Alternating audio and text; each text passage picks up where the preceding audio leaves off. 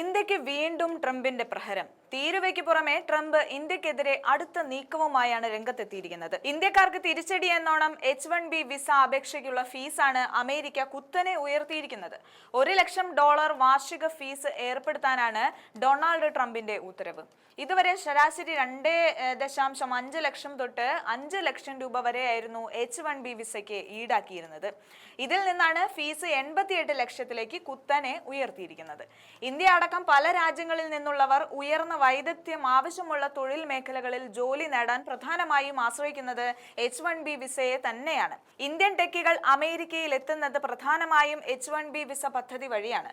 ഉന്നത വിദ്യാഭ്യാസവും പരിശീലനവും വൈദഗ്ധ്യവും ആവശ്യമുള്ള മേഖലകളിൽ വിദേശത്ത് നിന്നുള്ള പ്രൊഫഷണലുകളെ നിയമിക്കാൻ അമേരിക്കൻ കമ്പനികളെ അനുവദിക്കുന്നതാണ് H-1B visa. H-1B visa fees വർധനവ് പ്രഖ്യാപിച്ച US കൊമേഴ്സ് സെക്രട്ടറി ഹോവാൾഡ് ലുട്നിക് പറഞ്ഞത് ഓരോ വിസയ്ക്കും കമ്പനികൾ ഇനി പ്രതിവർഷം $1,00,000 നൽകേണ്ടി വരുമെന്നാണ്. രാജ്യത്തെ നിലവിലെ ഇമിഗ്രേഷൻ വിഭാഗത്തിലെ ഏറ്റവും ദുരുപയോഗം ചെയ്യപ്പെടുന്ന വിസ സംവിധാനങ്ങളിൽ ഒന്നാണ് H-1B non immigrate visa programme എന്നും അമേരിക്കക്കാർ ജോലി ചെയ്യാത്ത മേഖലകളിൽ ജോലി ചെയ്യുന്ന ഉയർന്ന വൈദഗ്ധ്യമുള്ള തൊഴിലാളികളെ അമേരിക്കയിലേക്ക് വരാൻ ഇത് അനുവദിക്കുമെന്നും White House staff secretary Will Scharf വ്യക്തമാക്കുന്നു.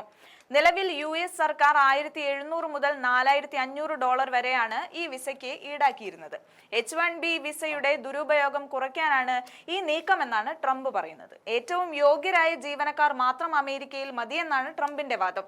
സെപ്റ്റംബർ 21 മുതലാകും ഈ നിയമം പ്രാബല്യത്തിൽ വരിക. എന്നാൽ കുറഞ്ഞ വിലയ്ക്ക് തൊഴിലാളികളെ ലഭിക്കാൻ ഈ വിസകൾ കമ്പനികളെ സഹായിക്കുന്നുണ്ടെന്നാണ് വിദഗ്ധർ പറയുന്നത്.